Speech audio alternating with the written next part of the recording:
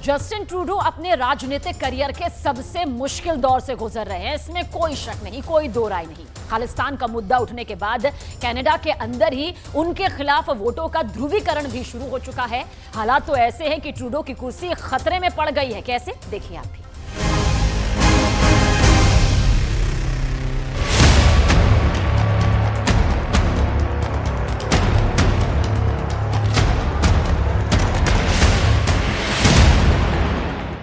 Justin Trudeau को जरा भी यकीन नहीं था कि भारत पर बेबुनियाद आरोप लगाकर उनकी इस तरह से भग पिटने वाली है। जस्टिन ट्रूडो का सबसे ज्यादा विरोध तो अब कनाडा के अंदर ही शुरू हो गया है।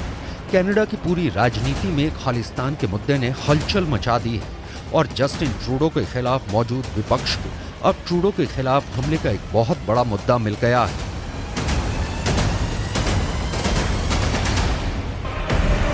कनाडा की ये राजनीति अब बहुत ही ज्यादा दिलचस्प हो चुकी है, जिसमें जस्टिन ट्रूडो न सिर्फ फंस चुके हैं बल्कि उनकी कुर्सी भी खतरे में नजर आने लगी है। क्या है जस्टिन ट्रूडो की वो सबसे बड़ी गलती जिसने उनको मुश्किल में फंसा दिया है, और क्यों मोदी सरकार से पंगा लेकर उन्होंने कनाडा की राजनीति में अपनी हार पर साइन कर दिए हैं, ये सब हम आपको बताने वाले हैं। दरअसल कनाडा के अखबारों में अब ये खुलकर लिखा जाने लगा है कि जस्टिन ट्रूडो अपने राजनीतिक हित साधने और अपनी कुर्सी बचाने के लिए कनाडा के राष्ट्रीय हितों से खुलेआम खिलवाड़ कर रहे हैं। कनाडा की ही एक न्यूज वेबसाइट है जिसका नाम है नेशनल पोस्ट। इस अखबार में एक न्यूज आर्टिकल में टेरी गैल्विन ने लिखा है, जो कनाडा के 10 से ज्यादा अखबारों में संपादकीय लेख लिखते हैं। टेरी गैल्विन पत्रकारिता से जुड़े 11 पुरस्कारों से सम्मानित हैं और उन्होंने द नेशनल पोस्ट अखबार में अपने लेख की हेडलाइंस लिखी हैं। इसका हिंदी में मतलब है, ट्रूडो ने साजिश के जो आरोप लगाए हैं उससे कनाडा भारत के रिश्तों में अपूरणीय क्षति हो सकती है। जस्टिन ट्रूडो पर तीखी टिप्पणी करते हुए टेरी गैल्विन ने अपने संपादकीय में लिखा है कि सोमवार को जो हुआ उसकी स्क्रिप्ट को चाइनीज एजेंटों के प्रभाव में जस्टिन ट्रूडो ने लिखा है और ये लिबरल पार्टी के राजनीतिक लाभ के लिए साल 2019 और 2021 के राष्ट्रीय चुनाव में हुई बंदर बांट का परिणाम है। कनाडा के पत्रकार का इशारा सीधे सीधे जस्टिन ट्रूडो की राजनीतिक चालाकियों की तरफ था। आखिर जस्टिन ट्रूडो की चालाकियां क्या हैं और जस्टिन ट्रूडो की मजबूरियां क्या हैं, ये सब हम आपको बताएंगे। लेकिन पहले हम आपको कनाडा के इस अखबार की एक और तीखी टिप्पणी से अवगत कराते हैं। टेरी गैल्विन को लगता है कि जस्टिन ट्रूडो चाइनीज एजेंट के प्रभाव में है। टेरी गैल्विन ने लिखा है कि सोमवार को जस्टिन ट्रूडो ने जो किया उसके बाद लिबरल सरकार यानी ट्रूडो की सरकार ने चीन के खिलाफ तैयार की गई हिंद प्रशांत की रणनीति के उद्देश्य को ध्वस्त कर दिया है। यानी G20 में भारत ने अमेरिका, ऑस्ट्रेलिया, जापान के साथ मिलकर चीन पर दबाव बनाने की जो रणनीति बनाई थी उसमें पलीता लगाने का काम जस्टिन ट्रूडो कर रहे हैं, क्योंकि वो भारत को लेकर दुनिया में बेबुनियाद प्रचार कर रहे हैं और चीन के खिलाफ एकजुट देशों के बीच मतभेद पैदा करना चाहते हैं। जैसा कि कनाडा सरकार की तरफ से ये कहा गया है कि बाइडेन और सुनक को भी इन आरोपों के बारे में बताया गया है। आखिर ये सब करने के पीछे जस्टिन ट्रूडो की मजबूरी क्या है? दरअसल कनाडा की संसद में कुल 348 सीटें हैं। सरकार बनाने के लिए कुल 175 सीटें चाहिए, लेकिन कनाडा में जस्टिन ट्रूडो की लिबरल पार्टी के पास सिर्फ 160 सीटें हैं, कंजर्वेटिव पार्टी के पास 119 सीटें हैं और जगमीत सिंह की पार्टी न्यू डेमोक्रेटिक के पास 25 सीटें हैं।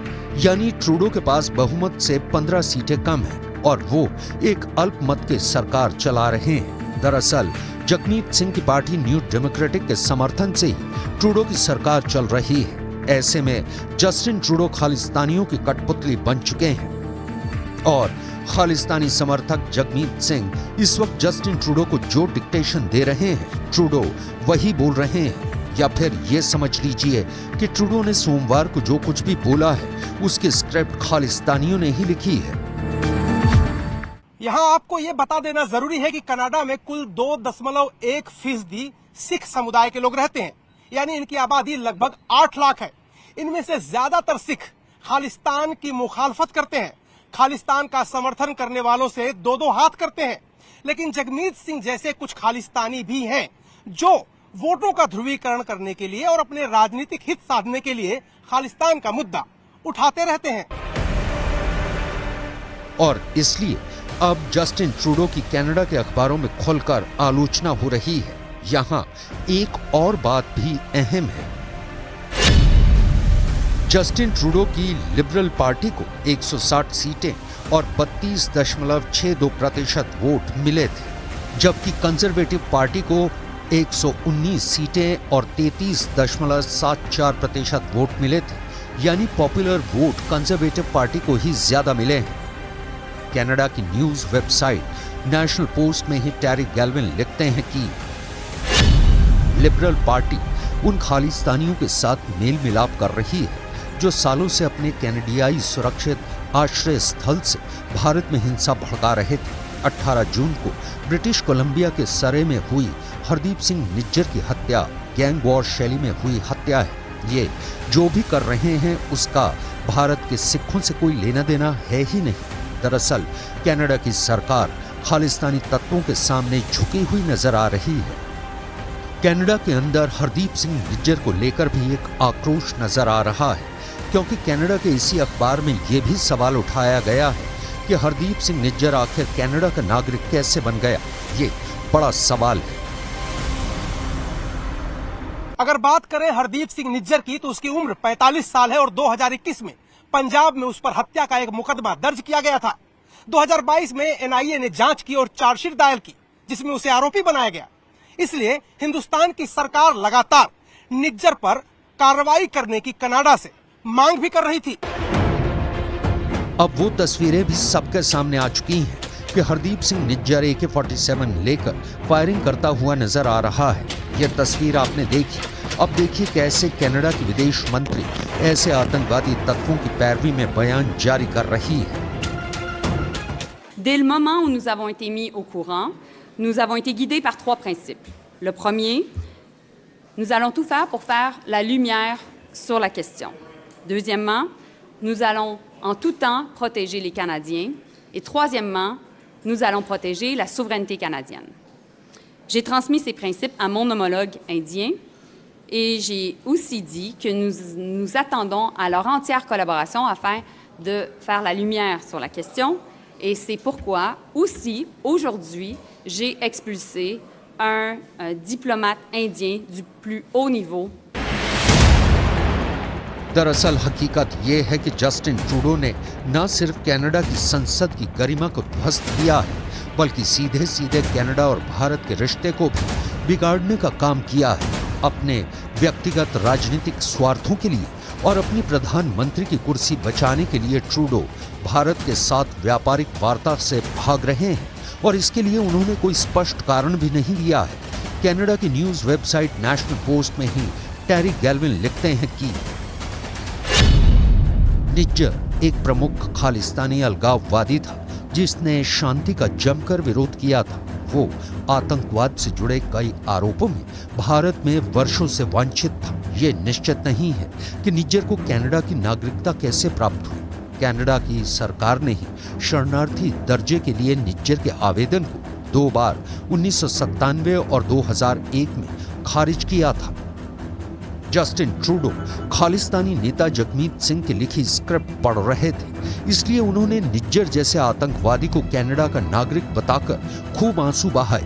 लेकिन उनके इन आंसुओं से कुछ बदलने वाला नहीं है। जस्टिन ट्रूडो की लोकप्रियता लगातार घट रही है।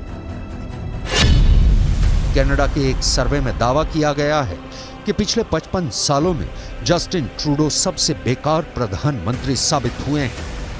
घर में ट्रूडो की भद पिट ही रही है और अब बाहर भी कनाडा के प्रधानमंत्री का पर्दाफाश करने के लिए जल्द ही कई कदम उठाए जा सकते हैं। भारत सरकार फिर क्वाड का सम्मेलन भारत में करने जा रही है, जिसमें अमेरिका, ऑस्ट्रेलिया और जापान के प्रतिनिधि आने वाले हैं। भारत अपनी एकता और अखंडता के खिलाफ किसी भी तरह की साजिश स्वीकार नहीं करेगा। ये संदेश अब और ऊंचे स्वर में उठने वाला है। दुनिया में भले ही ट्रूडो कितने ही रोते रहें, लेकिन दुनिया की 5वीं बड़ी अर्थव्यवस्था का साथ हर किसी को चाहिए। जस्टिन ट्रूडो के आंसू पोंछने के लिए कोई मुल्क जुबानी जमा खर्च भले ही कर दे, लेकिन भारत इस वक्त दुनिया के दिलों की धड़कन है और पूरी दुनिया की अर्थव्यवस्था का इंजन बना हुआ है। ट्रूडो और उनकी खालिस्तानी टीम के पास अब सत्ता के बस कुछ और ही दिन बचे हैं, क्योंकि खालिस्तान का ही मुद्दा अगले चुनाव में जस्टिन ट्रूडो को डुबो देगा।